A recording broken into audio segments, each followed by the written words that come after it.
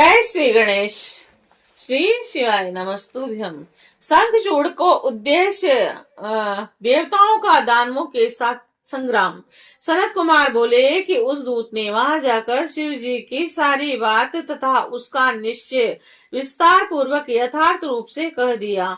उसे सुनकर उस प्रतापी दानवेंद्र शंखचूड़ ने बड़े प्रेम के साथ युद्ध करने की चुनौती स्वीकार कर ली। इसके बाद वह बड़ी शीघ्रता के साथ अमात्यों के सहित विमान पर आरूढ़ हुआ और शंकर जी के साथ युद्ध करने के लिए उसने अपनी सेना को आज्ञा दे दी। शिव जी ने भी शीघ्रता से अपनी सेना एवं देवताओं को युद्ध के लिए प्रेरित किया और वे स्वयं सर्वेश्वर होकर लीला पूर्वक युद्ध के लिए तैयार हो गए। इसके बाद शीघ्र ही युद्ध प्रारंभ हो गया। उस समय अनेक प्रकार के बाजे बजने लगे, कोलाहल और वीरों की गर्जनाएं होने लगी। हे मुने, देव और दानवों का परस्पर युद्ध होने लगा। देवता तथा दानव धर्म पूर्वक युद्ध करने लगे। स्वयं महेंद्र वृषभ प्रभा के साथ तथा भास्कर विप्रचिति के साथ धर्म युद्ध करने लगे। दम्भ के साथ विष्णु का महान युद्ध होने लगा तथा काल और कालासुर के साथ अग्नि, गोकर्ण के साथ कुबेर और काल के साथ विश्वकर्मा, मय के साथ मृत्यु भयंकर के साथ यमराज, संहार के साथ वरुण, कालंबिक के साथ और समीरण चंचल के साथ, बुध घट पुष्ट के साथ, शनिश्चर रक्ताक्ष के साथ और जयंत रतनसार के साथ, अष्टवसु वृक्षगणों के साथ, अश्विनी कुमार दीप्तिमानों के साथ और नल कुंवर द्रुम के साथ, ब्रह्म धनुर्धर के साथ, मंगल गणाक्ष के साथ और वेशवान शोभाकर के साथ, कामदेव पिपिट के साथ और 12 आदित्य, गोका मुख, चूर्ण खड़ग नामक असुर, धूम्र, सहल, विश्व प्रतापी एवं प्लास के साथ धर्म पूर्वक युद्ध करने लगे।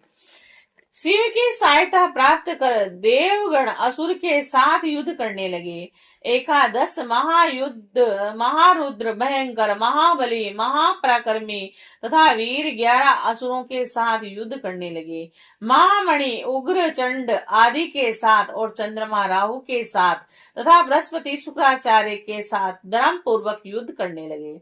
नंदीश्वर आदि शिवगण भी दानवों के साथ युद्ध करने लगे और उनका पृथक पृथक वर्णन विस्तार से भय से नहीं किया गया है।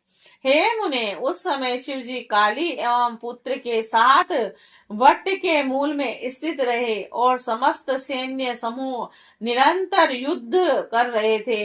रतन जड़ित आभूषणों से विभूषित शंखचूड़ भी करोड़ों दानवों से युक्त रतन जड़ित मनोहर सिंहासन पर बैठा हुआ था और इसके बाद देवताओं एवं असुरों का विनाश करने वाला महायुद्ध छिड़ गया और उस महायुद्ध में नाना प्रकार के दिव्य आयुध चल रहे थे।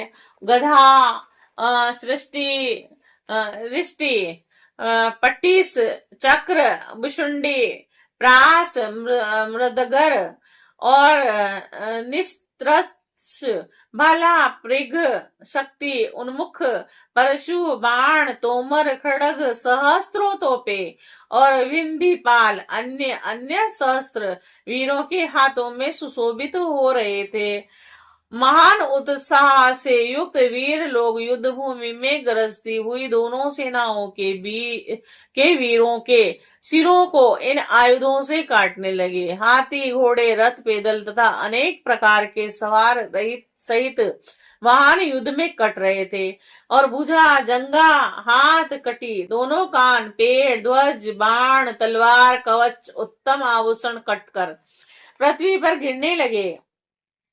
उस समय योद्धाओं के कटे हुए क्रिकेट कुंडल युक्त सिरों से तथा हाथियों की कटी हुई सुंडों से, कटी हुई आभूषण युक्त भुजाओं तथा कटे हुए आयुधों एवं कटे हुए अन्य अंगों से समस्त पृथ्वी मधुमक्खी के छत्ते के समान फट गई। युद्ध में कटे हुए सिरों की आंखों से कंबंध की ओर देखते हुए योद्धा शस्त्र धारण की हुई भुजाओं को ऊपर की ओर उठाकर जहां तहां दौड़ रहे थे। महाबलवान तथा महापराक्रमी वीर तीव्र नाद करते हुए अनेक प्रकार के सहस्त्रों से परस्पर युद्ध करते रहे थे। कुछ योद्धा युद्ध में स्वर्ण मुख वाले बाणों से योद्धाओं को मारकर जल वृष्टि करने वाले मेघों के समान वीर गर्जना कर रहे थे। कोई वीर चारों ओर से अपने बाणों से रथ सहित सारथी को इस प्रकार ढक दे रहा था जिस प्रकार बादल सूर्य को ढक लेता है। द्वंद्व युद्ध करने वाले वीर एक दूसरे से भिड़ ललकारते हुए तथा एक दूसरे के आगे जाते हुए मरम स्थल पर प्रहार करते हुए आपस में युद्ध कर रहे थे। उस महायुद्ध में वीर समूह चारों ओर से अपने हाथों में नाना प्रकार के ध्वज तथा आयुध लेकर सिंहनाद करते हुए दिखाई पड़ रहे थे। उस युद्ध में महावीर महान शब्द करने वाले अपने शंखों को पृथक पृथक बजा रहे थे और प्रसन्न होकर घोर नाद कर रहे थे। इस प्रकार दीर्घ काल तक देवताओं तथा दानवों का विकट भयंकर तथा वीरों को हर्षित करने वाला महायुद्ध हुआ और पर परमात्मा महाप्रभु शंकर की यह लीला है जिसने देवता मनुष्य एवं असुरों सहित सभी को मोहित कर रखा था। श्री शिवाय नमस्तुभ्यम, श्री शिवाय नमस्तुभ्यम। जय श्री गणेश। शंखचूड़ के साथ कार्तिकेय तथा महावीरों का युद्ध। सनत कुमार बोले कि हे व्यास जी, उस समय दानवों ने सभी देवताओं को पराजित कर दिया और जिससे शास्त्रों शस्त्रों से शक्त विषक्त अंगों वाले देवता भयभीत होकर भागने लगे। वह लौटकर शिव जी की शरण में गए और हे सर्वेश्वर रक्षा करो ऐसा विहल वाणी में कहने लगे। तब उन देवताओं की इस प्रकार की पराजय देखकर तथा उनका भय मुक्त वचन सुनकर शिव जी ने महाक्रोध किया और कृपा दृष्टि से देखकर उन्होंने देवताओं को अभयदान दिया तथा अपने तेज से गणों के बल को बढ़ाया। तब शिव पुत्र महावीर कार्तिकेय शिव जी की आज्ञा लेकर रण क्षेत्र में दानवों के साथ निर्भय होकर युद्ध करने लगे।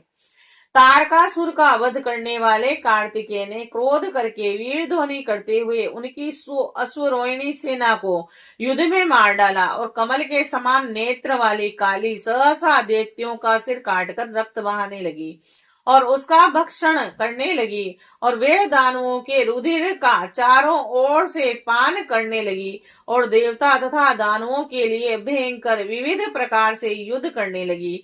उन्होंने रण में लीला पूर्वक 100 लाख हाथियों एवं 100 लाख दानवों को एक हाथ से उठाकर मुख में डाल लिया। हजारों कंबद युद्ध भूमि में नृत्य करने लगे। उस समय महान कोलाहल होने लगा जो कायरों के लिए भयप्रद था और इसके बाद स्कंद कुपित हो पुनः बाणों की वर्षा करने लगे और उन्होंने क्षण भर में करोड़ों असुर सेनापतियों को मार गिराया और जो शेष दानव मरने से बच गए वे सब स्कंद के बाणों से शत विशत तथा भयभीत होकर भागने लगे। तब वृक्ष प्रवाह और विप्रचिति दंड विकम्पन यह सब बारी बारी से स्कंद के साथ युद्ध करने लगे और महामारी भी युद्ध करने लगी और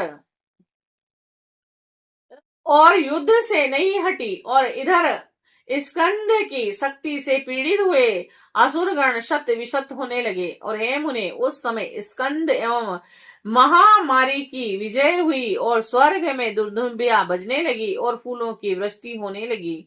तब कार्तिकेय के महाभयानक अद्भुत दानवों को क्षय करने वाले एवं कल्पांत सदृश्य और महामारी के द्वारा किए गए अक्षयकारी उपद्रव को देखकर वह शंखचूड़ अत्यंत कुपित हुआ और स्वयं सहसा युद्ध के लिए तैयार हुआ।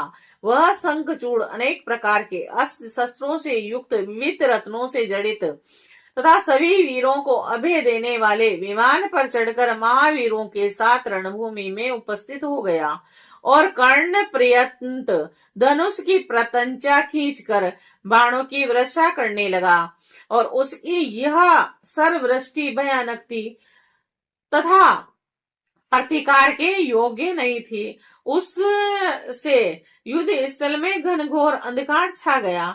सभी देवता तथा नंदीश्वर आदि जो अन्य थे वे महागण भागने लगे। उस युद्ध में एकमात्र कार्तिकेय ही डटे रहे। उस समय दानव राज ने पर्वतों, सर्पों, नागों एवं वृक्षों की भयंकर एवं दुनिवार्य वर्षा की और उस वृष्टि से शिव पुत्र स्कंद उसी प्रकार आहत आचंद हो गए जैसे घने कोहरे में आचंदित सूर्य। हे मुनि श्रेष्ठ, उसने मय दानव के द्वारा सिखाई गई अपनी अनेक प्रकार की माया फैलाई, किंतु कोई भी देवता तथा गण उसे नहीं जान सके। और उसी समय महामायावी एवं महाबली शंखचूड़ ने अपने एक ही दिव्य बाण से उनके धनुष को काट दिया और उसने उनके दिव्य रथ एवं रथों के रक्षकों को नष्ट कर दिया तथा अपने दिव्यास्त्र से उनके मयूर को जर्जर कर दिया और उनके वक्ष स्थल पर सूर्य के समान देवी वैमान एवं आघात करने वाली अपनी शक्ति चलाई। तब उनके प्रहार से वे कार्तिकेय सहसा मूर्छित हो गए। पुनः क्षण मात्र में चेतना प्राप्त कर शत्रु वीरों को नष्ट करने वाले कार्तिकेय अपने महारतन जड़ित वाहन पर सवार हो गए और वे कार्तिकेय पार्वती सहित शिव के चरणों का स्मरण कर अस्त्र शस्त्र लेकर घनघोर संग्राम करने लगे। उन शिव पुत्र ने क्रोध पूर्वक अपने दिव्यास्त्र से उनके समस्त सर्पों, पर्वतों, वृक्षों एवं पाषाणों को काट दिया। उन्होंने 5 जन्य बाण के द्वारा लीला से ही शंखचूड़ के आग्नेय शास्त्र को शांत कर दिया और उनका रथ तथा धनुष भी काट डाला। वे उनके कवच, समस्त वाहन, उज्जवल क्रिकेट एवं मुकुट को नष्ट कर वीर ध्वनि करने लगे तथा बारंबार गरजने लगे। उनके बाद उन्होंने दानवेंद्र की छाती पर सूर्य के समान देदीप्यमान शक्ति से प्रहार किया। उस अत्यंत तीव्र प्रहार से वह मूर्छित हो गया। वह महाबली थोड़ी ही देर में शक्ति की पीड़ा दूर कर चेतना प्राप्त करके उठ खड़ा हुआ तथा सिंह के समान गर्जना करने लगा। उस महाबली ने कार्तिकेय पर अपनी शक्ति से प्रहार किया। तब कार्तिकेय विधाता के द्वारा दी गई शक्ति को अमोघ सिद्ध करने के लिए पृथ्वी तल पर गिर पड़े। तब काली उन्हें अपनी गोद में उठाकर शिव जी के पास ले गई। शिव जी ने अपनी लीला से ज्ञान के द्वारा उन्हें जीवित कर दिया और उन्हें अनंत बल प्रदान किया। तब वे महाप्रतापी शिव पुत्र उठ बैठे तथा पुनः युद्ध में जाने का विचार करने लगे। इसी बीच महाबली तथा पराक्रमी वीरभद्र बलशाली शंखचूड़ के साथ रण क्षेत्र में युद्ध करने लगा। उस दानव ने समर में जिन जिन अस्त्रों को चलाया उन अस्त्रों से उन वीरभद्र ने लीला पूर्वक अपने बाणों से नष्ट कर दिया। तब उस दानवेश्वर ने सैकड़ों दिव्य अस्त्र छोड़े, किंतु प्रतापी वीरभद्र ने अपने बाणों से उनका छेदन कर दिया। तब प्रतापी शंखचूड़ अत्यंत कुपित हुआ और उसने अपनी शक्ति के द्वारा अपनी छाती पर प्रहार किया और जिससे वे कांप उठे और पृथ्वी पर गिर गए। उसके बाद गणों में प्रमुख गणेश्वर वीरभद्र और क्षण मात्र में चेतना प्राप्त कर उठ बैठे हुए और उन्होंने पुनः अपना धनुष ले लिया। इसी बीच काली कार्तिकेय की इच्छा से दानवों का भक्षण करने तथा अपने गणों की रक्षा करने हेतु युद्ध भूमि में गई और वह नंदीश्वर तथा वीरगण, सभी देवता, गंधर्व, यक्ष, राक्षस तथा नाग उनके पीछे पीछे चलने लगे। बाजे बजने लगे। सैकड़ों वीर मधु भांड लिए हुए थे। दोनों पक्ष के वीर युद्ध के लिए उद्युक्त थे।